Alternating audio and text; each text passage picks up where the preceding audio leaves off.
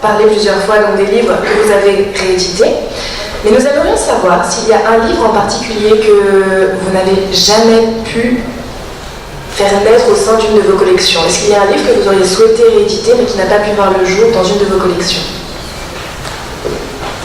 Alors, vous m'auriez posé la question il y a quelques années, je vous aurais dit oui, mais ce livre, j'ai fini par pouvoir le publier. Il s'agit du Monde d'hier de Stefan Zweig, que j'espère que vous connaissez. Et j'avais trouvé sur les quais, avant de commencer ma collaboration à 10-18, à la fin des années 70, un exemplaire assez dépenaillé de l'édition de 1948, de ce qui est considéré, je crois, quand même comme l'un des grands livres de Zweig. Et donc je l'ai présenté à 3 éditeurs successivement, puisque j'ai essuyé 3 refus. Le premier m'a dit « Ah, tu nous ennuies avec des histoires de vieux juifs ». Le second m'a dit « C'est formidable, mais j'ai pas les moyens, là je suis au bord du dépôt de bilan, donc il faut fabriquer, payer les droits, je ne peux pas. » Et le troisième, qui pourtant a eu une réputation de grand éditeur en matière de littérature étrangère, m'a dit Zweig, mais ça n'intéresse plus personne. Il faut savoir qu'aujourd'hui, Zweig reste parmi les auteurs de langue étrangère les plus vendus en France. Alors, le livre a finalement été récupéré par un éditeur qui s'appelait Pierre Belfond, et il a eu la bonne idée, quelques années après, il y avait donc, cette vieille traduction de 1948, et il s'est laissé convaincre, je ne crois pas que ce soit un fin germaniste, il s'est laissé convaincre que cette première traduction n'était pas bonne et qu'il fallait confier, une retraduction à un universitaire. Je ne suis pas sûr que les universitaires soient toujours les mieux placés pour faire des traductions littéraires, mais bon, c'est un autre débat. Toujours est-il qu'il a donc laissé tomber cette première traduction, et il y a quelques années, Zweig est tombé dans le domaine public.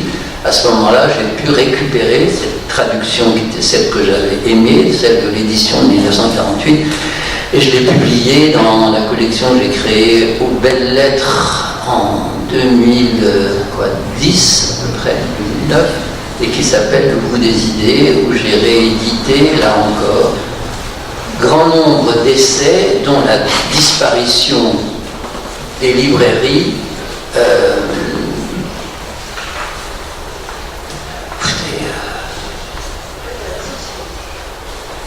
je ne sais même pas que, je veux arrêter de dire du mal des éditeurs, pas tous d'ailleurs, parce que les Belles Lettres, c'est une maison formidable, par exemple, où j'ai carte blanche et qui n'est pas obsédé par la nouveauté et qui n'est pas obsédé par la rentabilité.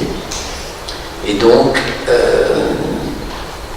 quand j'ai créé la collection d'histoire, les Belles Lettres sont un client du cabinet depuis, je sais pas, 30 ans, très ami, le président qui est maintenant à la retraite, mais il y a une directrice qui m'a dit, qui s'appelle Caroline Noireau, pour ne pas la nommer, qui m'a dit « Ah, Jean-Claude, quel dommage que vous ne nous ayez pas parlé de votre projet de collection d'histoire en poche, ça nous aurait intéressé. » Et comme je ne suis jamais à court d'une idée quand il s'agit de rééditer des livres, j'en ai plein mes rayons, je lui ai dit il y a un domaine dans lequel il manque beaucoup de choses, ce sont les essais, et j'ai fait le malheur, c'est un peu excessif, mais j'ai désespéré un certain nombre de libraires d'occasion qui vendaient très cher, par exemple les Somnambules d'Arthur Koestler, que j'ai réédité avec les volumes de son autobiographie. Et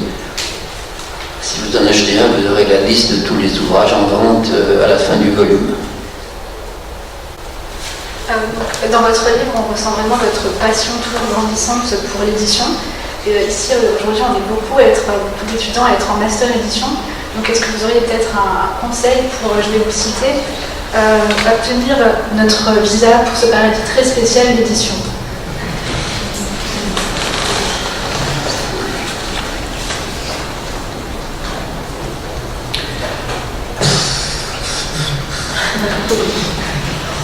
Il faut être très curieux,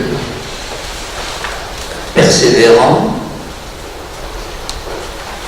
et dans la mesure du possible,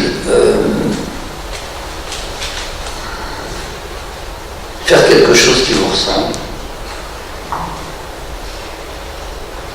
Et ne pas être obsédé par les problèmes de marketing, de rentabilité. Enfin, je sais pas, il m'arrive de lire des best-sellers, de dire qu'au bout de 10 lignes, ça me tombe bien. Mais je suis pas un bon conseilleur à ce sujet. Je dis trop souvent que je suis, en m'excusant d'avance pour ceux que ça peut désespérer, mais je suis content d'avoir eu 20 ans en 1958. Donc, quelle que soit votre activité, il faut essayer d'être rigoureux et d'avoir de l'imagination. Et puis surtout d'aimer ce que vous faites. Ça me paraît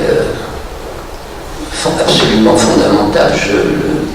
J'ai eu la chance de ne faire que ce que j'avais envie de faire, que ce que j'aimais. Je sais que c'est un don du ciel. Je ne sais pas si c'est de la chance. La chance, je crois que c'est trop compliqué. C'est pas une bonne réponse, quel que soit le domaine.